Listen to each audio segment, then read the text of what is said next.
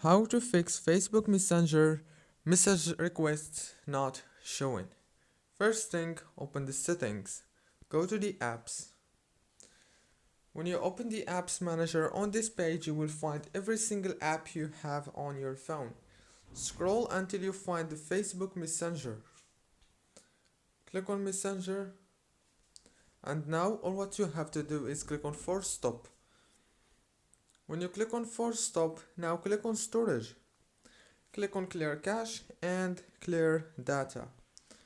Go back, click on the permissions and make sure that every single permission here is turned on, as you can see. Go back to the home page, open the Play Store or the App Store if you have iPhone. Search for Messenger and update it. After you update it, now turn off your phone and turn it on again. Don't forget to like and subscribe.